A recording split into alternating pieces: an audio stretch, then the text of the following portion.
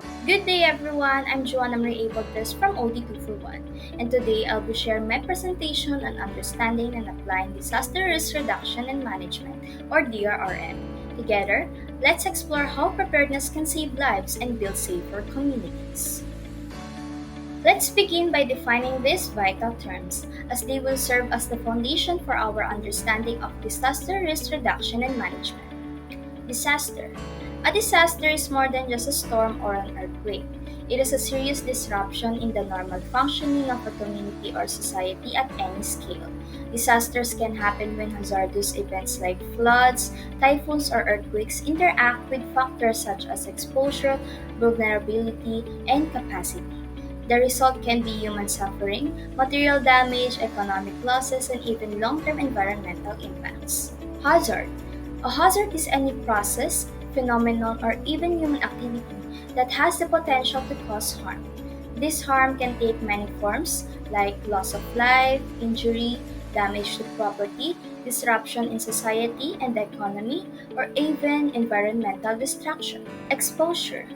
Exposure refers to the situation where people, infrastructure, homes, businesses, and other valuable assets are located in hazard prone areas.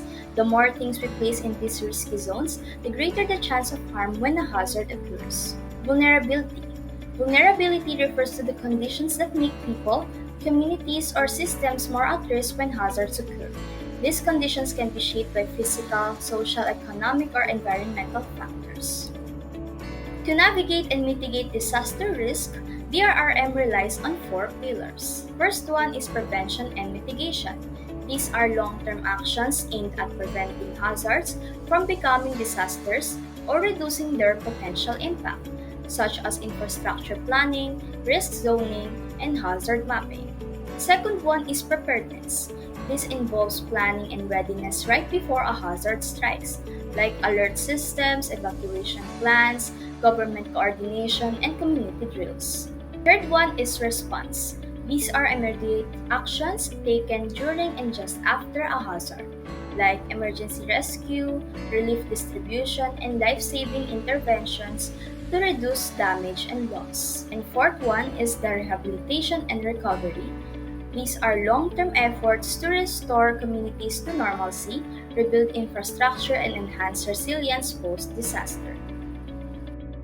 Next, let's identify the different hazards and assess the vulnerabilities present in my community, which is located in Bacoor, Cavite. Under the identified hazards is flooding. Our community in Bacoor always experiences frequent flooding during heavy rains and monsoon events. Major roads such as Emilia Aguinaldo Highway are prone to flooding due to overflowing rivers and dams, blocked drainage systems, and infrastructure failures. Earthquake. Bacoor lies in an area expected to experience earthquakes along the nearby West Valley Fault line. The West Valley Fault, part of the Marikina Valley Fault system, runs through Cavite and is capable of generating major earthquakes with a magnitude ranging from 6 to 7. Landslide.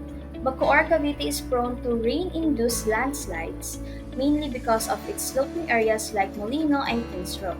During heavy rains, the soil becomes saturated and unstable, causing it to slide. Flooding brings different vulnerabilities across four key areas. In physical, Bacoor's low-lying coastal location makes it prone to flooding during heavy rains, typhoons, and dam overflows. The problem is worsened by clogged or poorly designed drainage systems. In social, the city's high population density means more people are exposed to flood risk.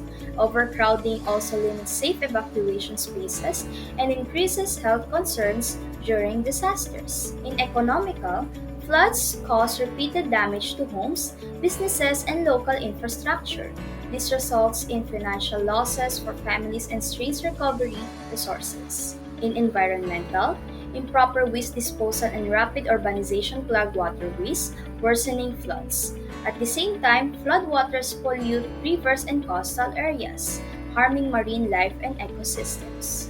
Aside from flooding, Bacoor also faces serious earthquake vulnerabilities across four areas. In physical, Bacoor lies within the impact zone of West Valley Fault System.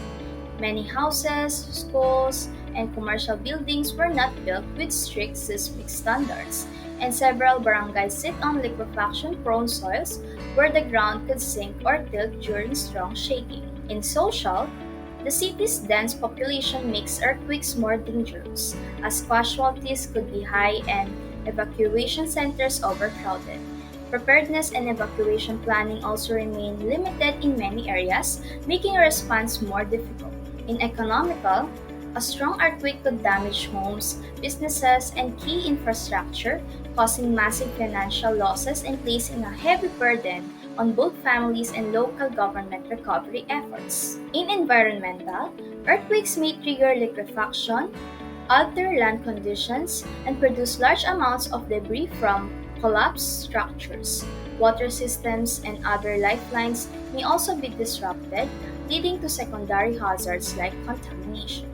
Aside from flooding and earthquakes, some areas in Bacoor are also vulnerable to rain-induced landslides. In physical, although Bacoor is mostly flat, certain barangays near rivers, creeks, and sloping terrain remain at risk.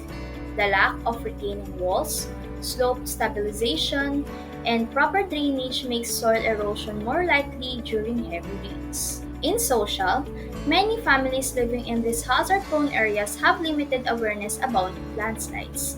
Because they may not recognize the early warning signs, evacuations could be delayed or missed. In economical, landslides can damage homes, block vital roads, and disrupt businesses.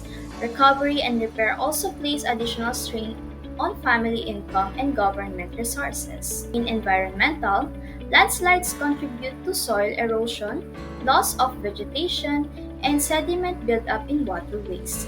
This not only damages ecosystems but can also worsen flooding in nearby communities. My first strategy focuses on reducing risk before disasters strike. I propose the enhancement of drainage and flood control systems, strict implementation of zoning laws, and the rehabilitation of coastal mangroves as natural barriers. For its importance, these measures lessen the physical impact of disasters and protect both people and infrastructure. This reflects prevention and mitigation as it addresses root causes of vulnerability and reduces the city's exposure to hazards. Second, I prioritize community readiness. This includes conducting regular disaster drills in schools, barangays, and workplaces, improving early warning systems, and establishing well-equipped evacuation centers. For its importance, it prepares communities to respond faster, save more lives, and minimize panic during emergencies. This embodies preparedness, ensuring that Bacoor's residents know what to do and where to go when disasters occurs. Third, strengthening emergency response capacity. I propose increasing rescue equipment, training responders and volunteers, and creating a rapid communication network between local government and residents. For its importance, quick coordinated response reduces casualties, provides timely relief, and restores order in affected areas. This falls under response, which emphasizes immediate actions during and right after the disasters to save lives and meet urgent needs. Lastly, the strategy emphasizes sustainable recovery.